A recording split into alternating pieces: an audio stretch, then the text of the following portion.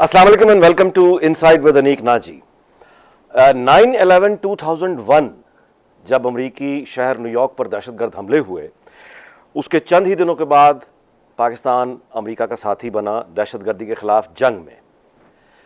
अब 22 साल से ज़्यादा अरसा गुजर चुका है इंतहा पसंदी के खिलाफ जंग लड़ते हुए, और इन 22 सालों में 5 इलेक्शंस हुए, तकरीबन 10 वज़राए आज़म मुंतखब की मैं बात कर रहा हूँ। अगर हम अनवारुल हक काकड़ साहब, चूँकि उनका दौरानिया गैर मामूली तौर पर लंबा था 1 साल, उनको भी शामिल कर लें तो 11वें वज़ीर आज़म में मौजूद है शहबाज शरीफ साहब। मुतअद्दिद फ़ौजी ऑपरेशंस हैं, मुज़ाकरात हैं, एक तवील कहानी है। तो इस तवील अरसे में 1 लाख से ज़्यादा हमारे मासूम बेगुनाह शहरी, औरतें, बच्चे, फ़ौजी अफसर, जवान, police अहलकार, bomb disposal, law enforcement के लोग, हमारे गैर मुल्की मेहमान, ये 1 लाख से ज़्यादा हलाकतें, ये शहीद जो हमने जनाजे उठाए, और ये सारा सफ़र करने के बाद, ये सब कीमत अदा करने के बाद आज हम यहाँ पहुँचे हैं कि हमने एक नए ऑपरेशन का आगाज़ कर दिया है। हमारे मोअज़्ज़ज़ दोस्त चीन, हमारे जो मेहमान आए, मोअज़्ज़ज़ दोस्तों ने पाकिस्तान की सारी सियासी क़यादत से मुलाकात की, CPEC और आगे इन्वेस्टमेंट की बात की। पाकिस्तान के लिए एक अच्छी बात है कि चीन ने रीअश्योरेंस हमें दी, लेकिन उसके साथ ही जब चीन, ऑब्वियसली चीनी डिप्लोमेसी बहुत गहरी, बहुत डीप है, तो वो जब यानी रिकॉर्ड पर पब्लिकली मोहब्बत में ही, लेकिन जब वो इस्तेहकाम की ज़रूरत पर जोर देते हैं पब्लिकली, तो उसका मतलब है कि ये इसे बोल्ड डिप्लोमेसी कहा जाता है, यानी उन्होंने बोल्ड होकर हमें बताया। तो अब सवाल ये पैदा होता है कि हमें यानी ये जो इंतहा पसंदी के खिलाफ एक नए ऑपरेशन का जो आप कहिए आगाज़ हुआ है, ऐलान हुआ है, इसका ताल्लुक और साथ ही दाखिली इस्तेहकाम में सियासी इस्तेहकाम भी आता है। उसकी सूरत हाल क्या है वो ज़ाहिर है हम हमारे सामने है। सो इस सियासी इन हालात में जब हम एक नए ऑपरेशन का आगाज़ करने जा रहे हैं, तो नहायत ज़रूरी है कि ठहर के गौर भी किया जाए कि क्या इस इंतहा पसंदी के खिलाफ जो इतने तवील अरसे से जंग लड़ी जा रही है, क्या बंदूक इसके लिए काफ़ी है?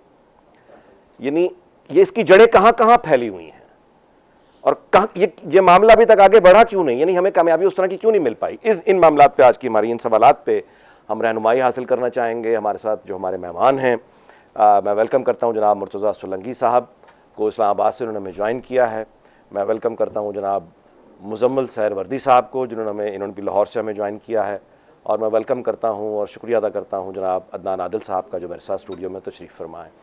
मैं गुफ्तगू का आगाज़ करता हूँ, पहला सवाल आप ही के सामने रखता हूँ। सोलंकी साहब, रहनुमाई फरमाइएगा आप कि ये इतने तवील अरसे से यानी कहाँ पे मामलात यानी आपके ख्याल में हमें आज इस दोबारा से बजाय कि हम कामयाबी का जश्न मना रहे होते कि इन 22 सालों में हम काबू पा चुके हैं इंतहा पसंदी पर, हम दोबारा से एक नए ऑपरेशन शुरू करने जा रहे हैं। How do you view that? बहुत शुक्रिया नाजी साहब। आपने अपने इब्तिदाइये में 9/11 का जिक्र किया। जिस दिन 9/11 हुआ उस दिन मैं अमेरिका में था, मैं पढ़ रहा था, और मैंने 9/11 से पहले का अमेरिका भी देखा है कई साल, और उसके बाद भी मैं कोई 6-7 साल वहाँ रहा हूँ। मैंने अमेरिका को बदलते हुए देखा है। एक वक्त था कि एयरपोर्ट पर हम लोगों को जहाज में बोर्ड करते वक्त वहाँ तक ले जाते थे छोड़ने के लिए, और उसके बाद जिस तरीके से अमेरिका में तब्दीलियाँ आई, डिपार्टमेंट ऑफ होमलैंड सिक्योरिटी बना, जिस तरीके से वहाँ पूरा सिस्टम तब्दील हुआ, वो मैंने अपनी आंखों से देखा। जिस तरह से 9/11 कमीशन बना, तो उन्होंने इस खतरे को संजीदगी से लिया। इसी वजह से पिछले 23 साल में वहाँ पर कोई बड़ा दहशतगर्दी का वाक़या नहीं हुआ। तो जो संजीदा कौमें हैं वो इस तरह के सानिहात से सीखती हैं। हमने तहैया किया हुआ है कि हमने सीखना नहीं है।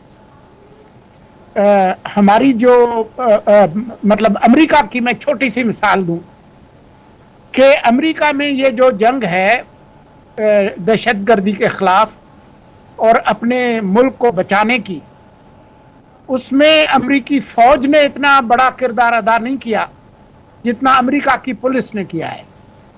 और वहाँ की पुलिस इसलिए कामयाब है कि वो मकामी पुलिस है। अगर अमेरिका के किसी शहर में अगर आप रास्ता भूल जाएं, आपको कुछ पता हो, तो दो लोग होते हैं जिनको पूरे हर गली का, हर एली का पता होता है, एक पुलिस वाला और एक फायर ब्रिगेड वाला। तो वो लोगों की आंखें और कान होते हैं। तो बात यह है कि ये जो दहशतगर्दी के खिलाफ जंग है, एक तो उन्होंने पूरे मुआशरे को मुतहरिक किया, सिर्फ ये नहीं किया कि फला इदारा बना दिया, जैसे हमने नेक्टा बना लिया। उन्होंने पूरे मुआशरे को मुतहरिक किया और पूरी कौम मुतहरिक हुई। वो एक अफ्रीकी गिनी बिसाओ के एक इनकलाबी थे, उनका नाम था एमिलकार कैब्रल। उनसे किसी ने पूछा कि जी वो आप वियतनाम की तरह से जंग नहीं लड़ सकते क्योंकि आपके पास पहाड़ नहीं, तो कैसे लड़ेंगे? तो एक मशहूर मजमून है कि हमारे अवाम हमारे पहाड़ हैं जी। तो ये जो दहशतगर्द हैं वो अवाम के अंदर छुपते हैं। अगर अवाम आपके साथ नहीं है, अवाम को आपने मुतहरिक नहीं किया, रियासत ने अपना किबला दुरुस्त नहीं किया, रियासत ने खुद ये तय नहीं किया कि हम किस तरह का मुल्क बनना चाहते हैं, तो फिर दहशतगर्दी भी होगी और सवाद जैसे वाकयात भी होंगे। जी मुजम्मिल सहरवर्ती साहब, आपका यानी आपने सुनी गुफ्तगू, आप क्या इस पे हमारी रहनुमाई करेंगे? देखिए, एक हमारे यहाँ दहशतगर्दी के ख़िलाफ़ मुख्तलिफ़ किस्म के ऑपरेशन हुए हैं। एक पीपल्स पार्टी के दौर में सवात ऑपरेशन हमने देखा, जब हमने देखा लोगों को इलाके खाली कराकर दहशतगर्दी से निपटने की बात हुई, सवात को जिसमें IDPs को डिस्प्लेस करके हमने पूरे इलाके खाली कराए। फिर एक APS के बाद हमने नेशनल एक्शन प्लान के तहत कुछ टेररिस्ट ऑर्गेनाइजेशंस के ख़िलाफ़ ऑपरेशंस देखे। इसके अलावा भी यहाँ मुख्तलिफ टेररिस्ट के ख़िलाफ़ ऑपरेशन मुख्तलिफ अदवार में चलते रहे और मैं नहीं समझता कि कोई ऑपरेशन भी नाकाम हुआ। सवात ऑपरेशन के बाद सवात का मुकम्मल कंट्रोल आज भी पाकिस्तान के पास है। नेशनल एक्शन प्लान के बाद हमने जो टेररिस्ट के ख़िलाफ़ एक्टिविटी की, हमारे जो पंजाब में दहशतगर्दी पहुँच गई थी, सिंध में पहुँच गई थी, कराची में पहुँच गई थी, जो सुसाइड अटैक्स रोज़ाना हो रहे थे, उन पर हमने काबू पाया और आज हमारे बहुत सारे शहर बहुत पुरअमन हैं। और ऐसा नहीं है कि दहशतगर्दी, मैं जहाँ लाहौर में रहता हूँ, जिस इलाके में रहता हूँ, यहाँ गुलशन इकबाल पार्क में, मून मार्केट में 2 बम ब्लास्ट हुए सुसाइड, और बच्चों के पार्क्स में भी हुए। तो आज वो सूरत हाल हमें दरपेश नहीं है। मैं ये तो नहीं कह सकता कि जी माजी में जो दहशतगर्दी के ख़िलाफ़ हमने ऑपरेशन किए वो मुकम्मल तौर पर नाकाम हुए और उनके कोई नताइज कौम के सामने नहीं है। उनके नतीजे में अमन भी आया है, उनके नतीजे में हमने दहशतगर्दों के नेटवर्क भी तोड़े हैं। आज हमें एक मुख्तलिफ किस्म की दहशतगर्दी का सामना है। आप समझें, आज हमें सबसे बड़ी दहशतगर्दी का सामना है कि जो चीनियों के साथ हमारे चीनियों पर हमले हुए। आज उमर अयूब साहब ने कहा कि ये इंटेलिजेंस फेलियर है, बाद में उनको बताया गया कि 6 में से 5 तो उनके अपने दौर में हुए थे और वो 6 हमले हुए हैं चीनियों में, 5 तो इमरान खान के दौर में हुए थे। तो अगर वो इंटेलिजेंस फेलियर था तो वो फिर जनरल फैज़ का इंटेलिजेंस फेलियर था, जो उनके पसंदीदा DGISI थे, जिनके बारे में इमरान खान का कहना था कि उनसे ज़्यादा तो कोई दहशतगर्दी को समझता ही नहीं था। इसके अलावा मैं ये समझता हूँ कि आज हमें मॉब लिंचिंग जैसी दहशतगर्दी का सामना है, जो सवात में हुआ है, जो सरगोदा में हुआ है। ये भी तो अदम इस्तेहकाम है ना, जो मॉब लिंचिंग के वाक़यात हैं, जो मस्जिदों में ऐलान होने शुरू हो जाते हैं कि तौहीन रसालत हो गई है, तौहीन कुरान हो गया है, इकट्ठे हो जाएं और हम लोगों को बग़ैर ट्रायल के, बग़ैर किसी गवाही के, बग़ैर निज़ाम इंसाफ के ज़िंदा जला देते हैं पेट्रोल छिड़क के। ये भी दहशतगर्दी की एक शक्ल है और दुनिया इसको कोई मुस्बत नज़र से नहीं देखती है। इनसे भी आज हमने निपटना है। ये ठीक है कि 2018 में जो रजीम चेंज ऑपरेशन हुआ उसमें हमने ऐसी एक सियासी जमात बना ली जिसने उस वक़्त जब वज़ीर दाखिला एहसन इकबाल को गोली मारी तो हमारे दोस्त तालियां बजा रहे थे उनसे ताज़ियत करने की बजाय कि ये तो अवामी रद्द-ए-अमल है ये गोली मारना। जब नवाज शरीफ को जामिया नईमिया में जूती मारी गई तो लोगों ने कहा शानदार काम हुआ है, ये तो बड़ा अवामी रद्द-ए-अमल है। आज वो अवामी रद्द-ए-अमल सरगोदा और सवात में नंगा नाच रहा है और ये नंगा नाच मैं और आप देख रहे हैं कि ये रियासत के उस रजीम चेंज ऑपरेशन के लगाए हुए पौधे हैं जो आज नासूर बन गए हैं हमारे लिए माशरे के अंदर। हमने उस रजीम चेंज ऑपरेशन में उस वक़्त की सियासी जमात को तो रेडिक्यूल करना था। हम चाहते थे कि जाहिद अहमद के घर को आग लग जाए, पर हमें ये नहीं पता था कि हमारे अपने घर को आग लग जानी है। آج اس کے لیے ہمیں آپریشن کرنا پڑ جائے گا اور سیاسی جماعت کے لیے. میرے خیال میں آج ڈیفرنٹ قسم کے چیلنجز پاکستان کو درپیش ہیں جن کے لیے یہ آپریشن کیا گیا ہے. میں آپ کے اس انٹرو سے متفق نہیں ہوں کہ پچھلا سارا جو ہے وہ بڑا ناکام ہو گیا ہے, پچھلے سارے کے کوئی نتائج نہیں آئے ہیں اور ہم زیرو پر کھڑے ہیں. یہ درست ہے کہ ہم نے ایک غلطی ماضی میں ضرور کی ہے, دہشت گردوں کے ساتھ مذاکرات کرنے کی, ان کو واپس پاکستان میں لا کے آباد کرنے کی, جو نہیں کرنی چاہیے تھی. آج میں دیکھ رہا تھا کہ دیر پہ جو پاکستان اور افغانستان کی سرحد ہے وہاں سے ٹی ٹی پی پاکستان میں گھسنے کی کوشش کر رہی ہے. 24 گھنٹے سے لڑائی چل رہی ہے اور ہم ان کو نہیں پاکستان میں داخل ہونے دے رہے, لیکن پچھلے ایک دور میں ان کو پھولوں کے ہاروں کے ساتھ پاکستان میں داخل ہونے بھی دیا گیا ہے, جس کے نتائج آج ہم بھگت رہے ہیں. تو کچھ غلطیاں ہم نے ضرور کی ہیں جن کو ٹھیک کرنے کے لیے آگے ریاست میں یہ طاقت موجود ہے اور ریزالو موجود ہے. میں کوئی اس کو ایسے نہیں دیکھتا. یہ ضرور ہے کہ چینیوں کو جو تنظیمیں نشانہ بنا رہی ہیں ان کو فارن فنڈنگ بھی حاصل ہے, اور ہمارے چینی دوستوں کو پتہ ہے کہ ان کو کہاں سے فارن فنڈنگ حاصل ہے. ہمیں اپنا گھر کلیئر کرنا ہے ان لوگوں کے ساتھ, لیکن جو پیچھے موجود ہیں. ہم نے افغانستان کی یہ خبریں بھی آج پڑھی ہیں کہ افغانستان میں جو ٹی ٹی پی پاکستان کے بارڈرز کے ساتھ بیٹھی ہوئی تھی ان کو افغانستان کی طالبان حکومت نے کہا ہے کہ آپ پاکستان کے بارڈر سے دور چلے جائیں. وہ بھی چینی ڈپلومیسی کا ہی حصہ ہے, ہماری بھی اس ڈپلومیسی کا حصہ ہے جس کے ساتھ ٹرانزٹ بند ہے. 8 اپارٹ فرام ون تھنگ کہ میں نے ناکام کا لفظ استعمال نہیں کیا تھا جو آپ نے فرمایا, اور دوسرا میں کسی نتیجے پر نہیں پہنچا تھا, میں نے سوال اٹھائے تھے. عدنان عادل صاحب, آپ اس معاملے میں کیا کہنا چاہیں گے, کیسے ہماری رہنمائی کریں؟ دیکھیں, اس کی بہت سی ڈائمنشن ہے, پیچیدہ معاملہ ہے, کوئی آج سے تو نہیں ہے. یہ تو اس کی ابتدا تو جنرل ضیاء الحق کے دور سے ہو گئی تھی, جب ہم نے افغان جہاد کو سپورٹ کیا, ان کے یہاں بیس کیمپس بنے, مجاہدین یہاں آتے تھے, ان کو عرب ملکوں کی فنڈنگ تھی, ان کو امریکہ کی فنڈنگ تھی, انہیں وائٹ ہاؤس میں ویلکم کیا جاتا تھا, اور پھر ان کی جو آئیڈیالوجی تھی اس میں القاعدہ بھی شامل تھی, اس میں اسامہ بن لادن بھی شریک تھے اس جہاد میں, وہ اس وقت ہیرو تھے. وہ سب لوگ جو مصر سے بھی آئے ہوئے تھے, جس میں ایمان الظواہری بھی تھے. تو پھر ایک مدرسوں کی ایک مشرومنگ گروتھ ہوئی اور ایک ایسا بیانیہ بنایا گیا جس میں جو قتال ہے اس کو جہاد بنا کے, جہاد تو بہت سے اس کے معنی ہیں, لیکن قتال یعنی قتل کر دو, اور اس کو کہ جو آپ کے نظریے سے متفق نہ ہو. تو یہ اس کی بہت گہری جڑیں ہیں, اور یہ نہیں کہا جا سکتا کہ ان لوگوں کی سپورٹ نہیں ہے. پاکستان میں بہت بڑی آبادی ایسی ہے جو خاموش ہے, لیکن ان کو سپورٹ کرتی ہے, ان کے لیے ہمدردی رکھتی ہے. تو یہ سب باتیں ہیں, اور یہ ایک سوشل فینومنا بھی ہے. ہم نے جو اس کی ملٹی ڈائمنشنل چیز ہے کہ آپ دیکھیے کہ کاؤنٹر نیریٹو تو نہیں ہم بنا سکے, کہ اگر ہم کاؤنٹر جو ہمارا نیشنل ایکشن پلان تھا اس میں تھا کہ ایک بیانیہ بنایا جائے گا اور اس میں لوگوں کو اسلام کا وہ رخ دکھایا جائے گا جو فلاحی, جو امن اور جو بھائی چارے اور عدل اور مساوات پہ مبنی ہے, اس کو تو سرکاری طور پہ پروموٹ نہیں کیا جا سکا. پھر ہماری جو مختلف ایجنسیاں ہیں, پولیس ہے, آئی بی ہے, اور انٹیلیجنس ایجنسیاں بہت ساری ہیں, ان میں کوآرڈینیشن وہ نہیں ہو سکا جو کہ ہونا چاہیے تھا. ایک ادارہ ہم نے بنایا لیکن وہ فعال نہیں تھا. تو ہماری اپنی بھی تو بہت سی نااہلیاں. آپ دیکھیے کہ جب ایبٹ آباد میں اسامہ بن لادن کے خلاف آپریشن ہوا اور وہ مارے گئے اس میں, تو اب ایک ایسی سینسٹیو جگہ پہ وہ رہ رہے تھے اور ہمارے اداروں کو معلوم ہی نہیں تھا. تو یہ ہماری ناکامی تو تھی اس میں. اے پی ایس جیسے اس پہ جو قتل عام ہوا ہمارے بچوں کا, یہ بھی ہماری ناکامی تھی. اب تو یہ ایک اس میں جو انسٹیٹیوشنز ہیں, سول انسٹیٹیوشنز ہیں, ان کو ہم بلڈنگ کر سکے. جیسے کہ ہمارے دوست سولنگی صاحب نے کہا تھا کہ پولیس کا بڑا اہم کردار ہے, جو سارا کام جو ہے وہ صرف افواج پاکستان نہیں کر سکتی.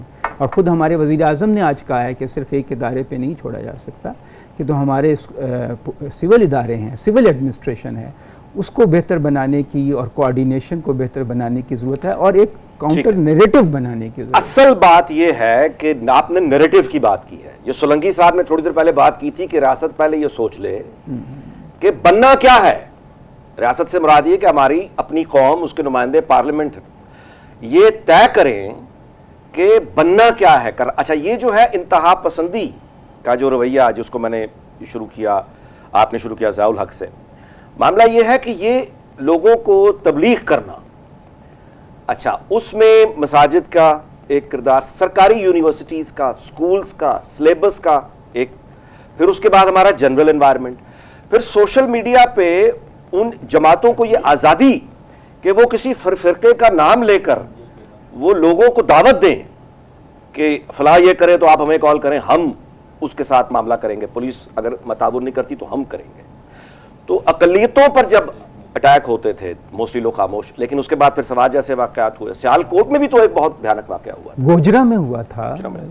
تو یہ جب واقعات ہو رہے ہوتے ہیں تو آپ نے دیکھا کہ اعلیٰ سے اعلیٰ سطح پہ, مطلب یہاں صوبہ پنجاب میں ہم نے دیکھا کہ خاموشی ہے, پختونخوا میں بھی خاموشی ہے, وفاق میں بھی خاموشی ہے, کوئی رد عمل تک دینے سے گریز کرتا ہے. جی سولنگی صاحب, تو یہ لڑائی کہاں کہاں لڑنی ہے, اس کی تیاری کیا ہوگی, یہ کتنا بڑا کام ہے, اور کیا اس کے نتائج مہینوں سالوں میں آئیں گے؟ دیکھیں, جب آپ کوئی جنگ لڑتے ہیں تو آپ کے کوئی فوری مقاصد ہوتے ہیں, کوئی درمیانے درجے کے ہوتے ہیں, کوئی لمبے عرصے کے ہیں, کوئی ٹیکٹیکل ہوتے ہیں, کوئی اسٹریٹجک ہوتے ہیں. تو یہ جنگ تو بڑی ہے, اور یہ جو آپ کے باڈی پالیٹکس میں آپ کے ڈی این اے کے اندر گھس گئی ہے, وہاں سے اس کو نکالنا وہ صرف کسی, جس کو انگریزی میں کہتے ہیں نا کائنیٹک آپریشنز, صرف ان کے ذریعے آپ نہیں کر سکتے, لیکن وہ بھی آپ کو کرنے پڑیں گے اور آپ کر بھی رہے ہیں.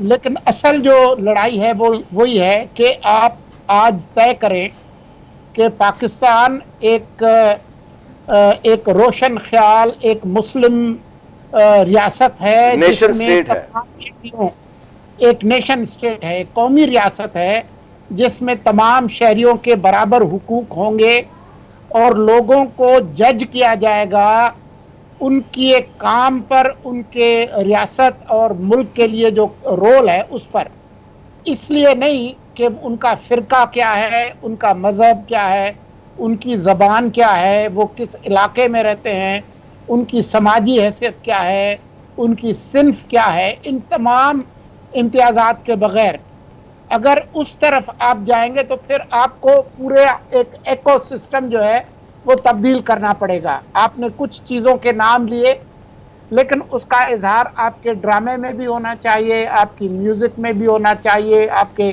کلچر میں بھی ہونا چاہیے, آپ کی یونیورسٹی میں بھی ہونا چاہیے, آپ کے اسکول میں بھی ہونا چاہیے, آپ کی مسجد میں بھی ہونا چاہیے, آپ کی مدرسے میں بھی ہونا چاہیے. دیکھیں, ملک تبدیل ہوتے ہیں. ابھی آپ نے چند سال پہلے سعودی عرب کو تبدیل ہوتے ہوئے دیکھا ہے. سر وہاں تو ایک آمریت ہے نا, وہ تو کر سکتے ہیں. جی جی, لیکن جو ملک ہیں وہ اگر تبدیل ہونا چاہیں تو اس کے طریقے ہوتے ہیں. جی سولنگی صاحب, جی اس گفتگو کا سلسلہ جاری رکھتے ہیں. جی وقت ہوا ہے کمرشل بریک کا, اس کے بعد مزید سوالات اور مزید رہنمائی حاصل کریں گے اس کمرشل بریک کے بعد.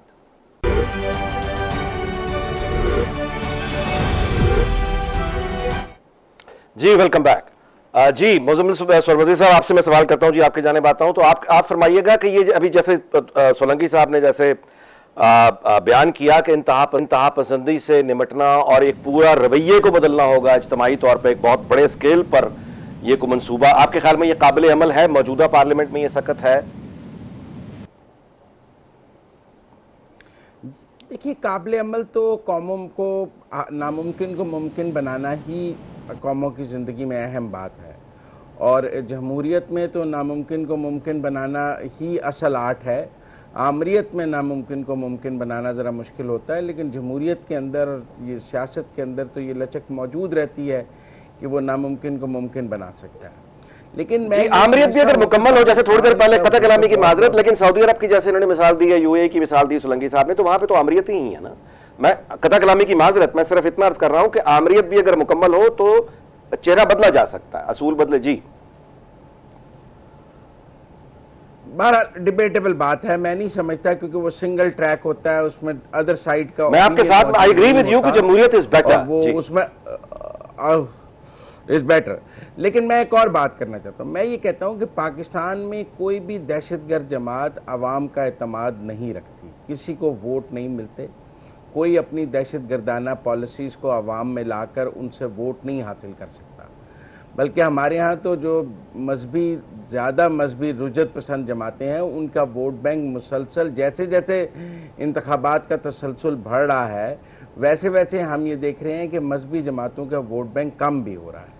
لیکن پھر بھی ہمارے ہاں بالکل ہارڈ لائنرز موجود ہیں جنہیں ہمیں نیشنل سٹریم میں لانا ہے. مثلا آج میرے لیے ایک خبر بہت شاکنگ تھی, صدمے کی بات تھی کہ پارلیمنٹ میں جو بڑی سیاسی جماعت ہے سنی اتحاد کونسل, اس کے آئین میں لکھا ہوا ہے کہ کوئی غیر مسلم اس کا ممبر نہیں بن سکتا. یہ تو مسلم لیگ کے آئین میں بھی نہیں تھا, یہ تو قائد اعظم کی مسلم لیگ کے آئین میں بھی یہ بات نہیں تھی کہ غیر مسلم اس کا ممبر نہیں بن سکتا. تو یہ دیکھیں نا کہ اب ایک سیاسی جماعت جو پارلیمنٹ میں کہتی ہے کہ میں سب سے بڑی سیاسی جماعت ہوں, جس کا لیڈر آف دی اپوزیشن ہے سنی اتحاد کونسل کا, وہ اس کے آئین میں لکھا ہے کہ کوئی غیر مسلم اس کا ممبر نہیں بن سکتا. تو اس کو ہم کیسے نپٹیں گے؟ یہ کون سی مذہبی دہشت گردی ہے؟ میں اس کو بھی مذہبی دہشت گردی کہتا ہوں. یہ سیاسی دہشت گردی ہے کہ آپ نے پوری اقلیتوں کو ہی اپنی جماعت سے علیحدہ کر دیا. آپ نے کہا وہ ہمارے ممبر ہی نہیں ہو سکتے. یہ تو بی جے پی نے بھی نہیں کیا. ایک مسلمان کو ٹکٹ انہوں نے بھی دیا ہوا تھا دکھانے کے لیے چاہے, لیکن ایک مسلمان کو ٹکٹ بی جے پی نے بھی دیا ہوا تھا یہ کہنے کے لیے کہ ہم نے مسلمانوں کو ٹکٹ دیا ہے, چاہے ایک کو ہی دیا ہوا تھا پورے ہندوستان میں سے. تو میرا مطلب ہے یہاں جماعت کے آئین میں لکھا ہوا ہے تو ہم یہاں استحکام آپریشن کا کیا کریں گے؟ اس سیاسی جماعت سے استحکام آپریشن شروع کریں جس کے آئین میں لکھا ہوا ہے کہ نان مسلم ممبر نہیں بن سکتا. اس کی حکومت ہے ایک صوبے کے اندر, وہاں سوات کا واقعہ ہو گیا ہے, اس کا وزیر اعلیٰ اس کی مذمت کیسے کرے؟ وہ نہیں جا سکتا, اس کا کوئی وزیر وہاں نہیں جا سکتا, ان کے آئین میں یہ بات لکھی ہوئی ہے. تو کیا کریں گے ایسی؟ تو یہ ہمیں ان تمام چیلنجز سے نبٹنا ہے, اور ملک میں ان چیلنجز کو نبٹنے کے لیے آئینی اصلاحات, قانونی اصلاحات, نیشنل ایکشن پلان, ہم پہلے بھی اس راہ سے گزرے ہیں, آئندہ بھی اس راہ سے ہمیں گزرنا ہے. لیکن اگر 9/11 امریکہ میں نہیں ہوا تو آج انہیں گن شاٹس کا جیسے واقعات کا سامنا ہے. ابھی حال ہی میں بھی وہاں ایک ہوا جو موب کلنگ ہو جاتی ہے, دہشت گردی اپنی شکل بدل نہیں وہ ایک اور ہے. یہاں تو ایک شکل بدلتی ہے, لیکن یہاں تو ایک مستقل آئیڈیالوجی ہے نا جی, ایک بیانیہ ہے, یہ نیا نہیں ہے, یہ مستقل چل رہا ہے. اس کا کاؤنٹر نیریٹو کیا ہے؟ پاپولر نہیں ہے وہ, آپ میری بات سمجھے, وہ پاپولر نہیں ہے. I agree with you کہ پارلیمنٹ میں ان کی نمائندگی نہیں ہے. I agree with you کہ پارلیمنٹ میں ان کی نمائندگی نہیں ہے, لوگ ان کو ووٹ نہیں دیتے. نہیں, ان کی ماسز میں بھی نمائندگی نہیں ہے.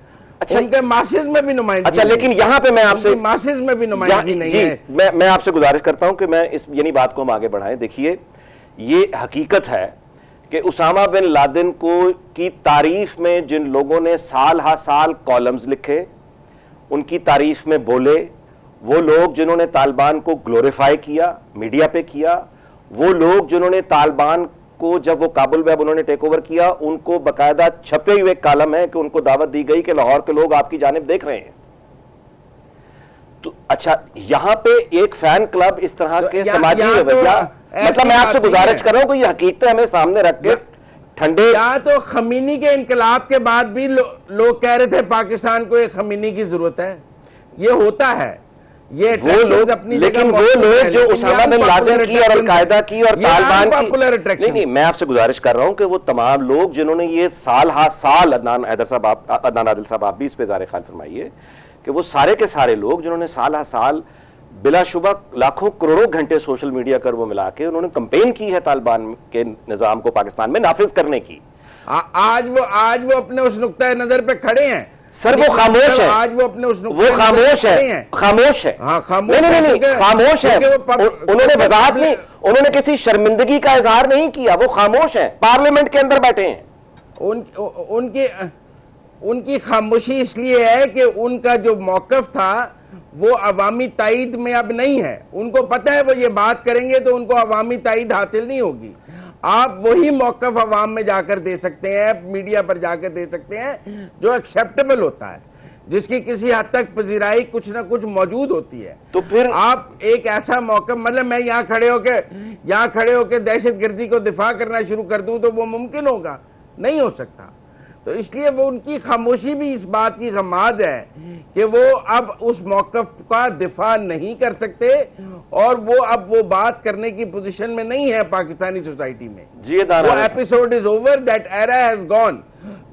جی جی عدنان عادل صاحب دیکھیں یہ اس میں تو ذرا پلیز جی ایک تو ہمارا آئین جو ہے اس میں بھی وزیر اعظم کا مسلمان ہونا ضروری ہے، غیر مسلم نہیں ہو سکتا، ہمارا صدر بھی نہیں ہو سکتا. تو یہ تو ایک بات ہے جو ہماری کئی مذہبی جماعتیں ہیں جن کے آئین میں یہ لکھا ہوا ہے کہ ان کا ممبر غیر مسلم نہیں ہو سکتا.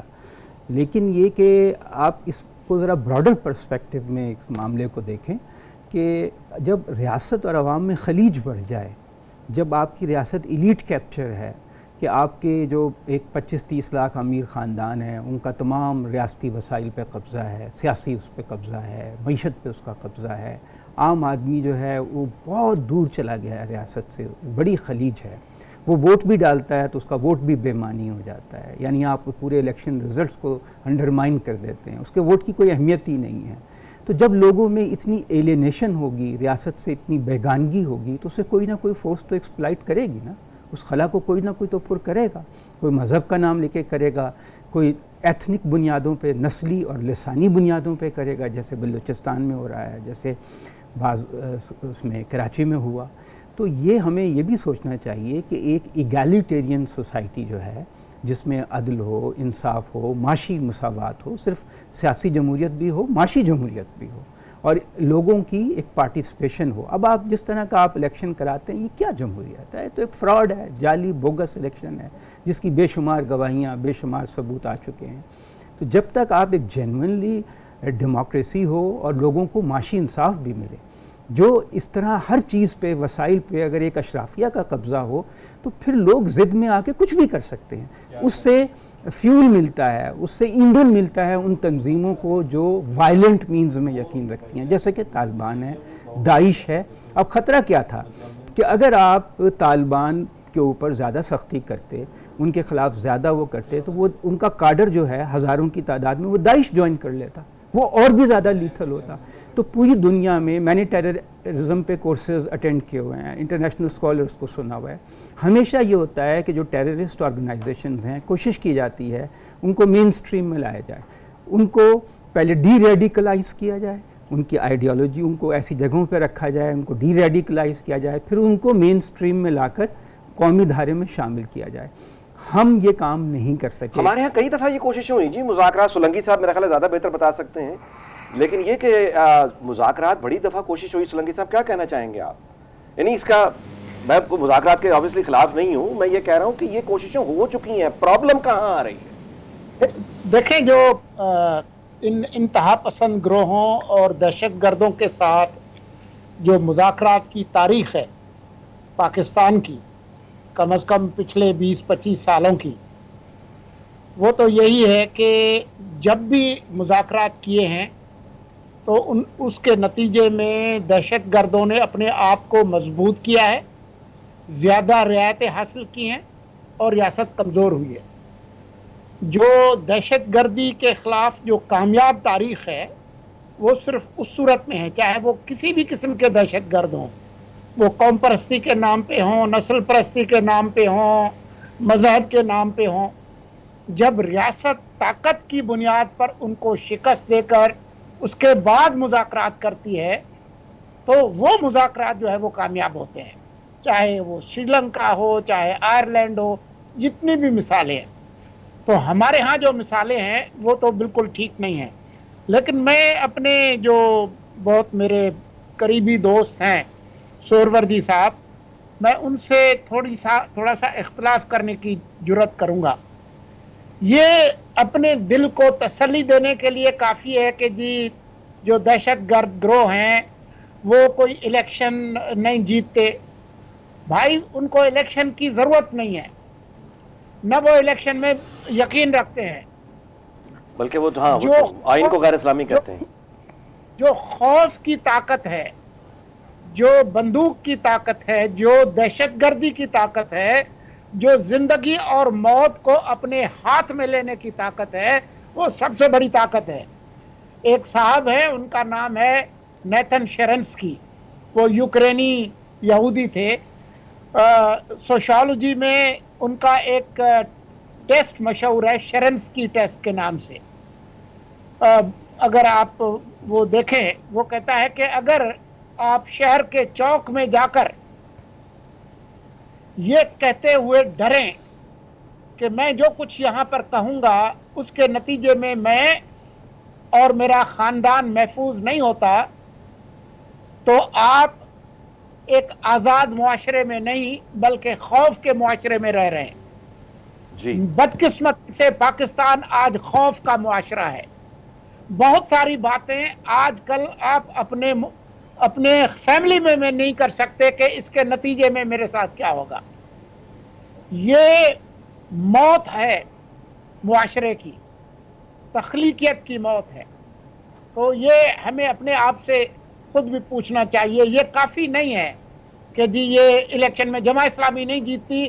آپ یہ دیکھیں اسلام آباد کے ڈی چوک میں کتنے دنوں سے 2 درجن لوگ جو ہے وہ پوری عوام کو مصیبت میں ڈالے ہوئے ہیں کہ اس ڈی چوک سے ہم نے غزہ کو آزاد کرانا ہے.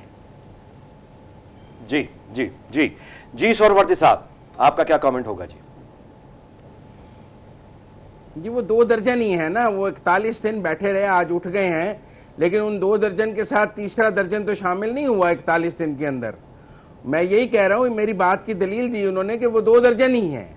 ان کے وہ اگر غزہ کے لیے بھی ہر پاکستانی کا دل غزہ کے ساتھ ہے, لیکن وہ ان کے ساتھ ڈی چوک پہ بیٹھنے کے لیے تیار نہیں تھا. نہیں, ان کا نقطہ یہ ہے کہ ایکسٹریمسٹ کی جو طاقت ہے وہ ووٹ کی طاقت نہیں ہے. 41 دن 2 درجن ہی رہے ہیں. نہیں, وہ یہ کہہ رہے ہیں کہ وہ 2 درجن ہی رہے ہیں. 41 دن بیٹھ کے 129 دن کا کنٹینر ہو یا 41 دن کا کیمپ ہو, وہ تعداد پاکستان میں بڑھتی نہیں ہے.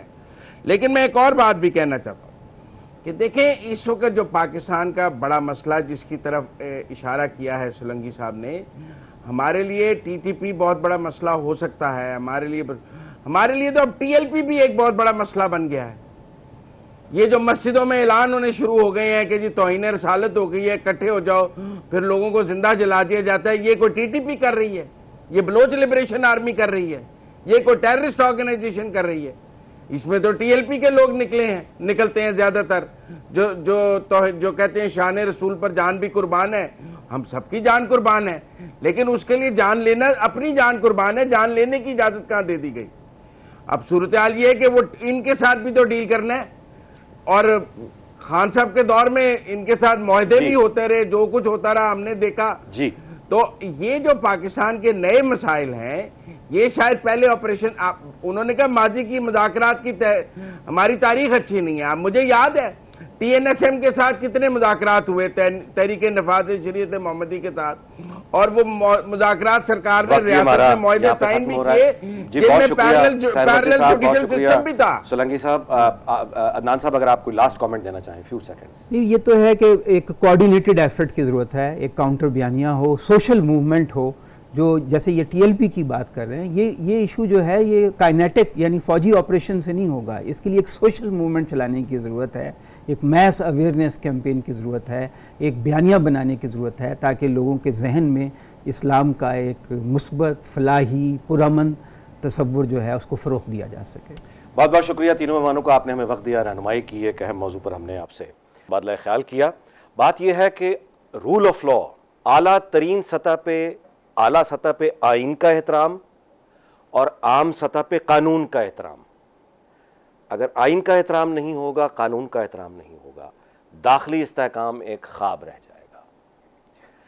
اس دعا کے ساتھ کہ اللہ تعالیٰ پاکستان کو شاد اور آباد رکھے, آپ سے اجازت چاہتا ہوں. کل شب 10 بجے ملاقات ہوگی. اللہ حافظ.